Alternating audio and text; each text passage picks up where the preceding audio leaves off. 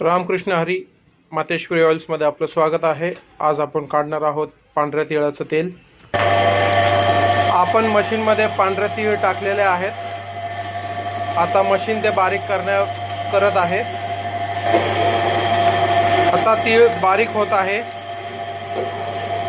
तिळाचं तेल काढण्यासाठी कमीत कमी 1 तास जाईल लाकडी घाण्यावरती।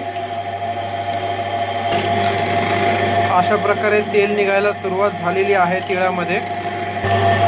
आपण पाहू शकता कशा प्रकारे तिळातनं तेल निघत आहे।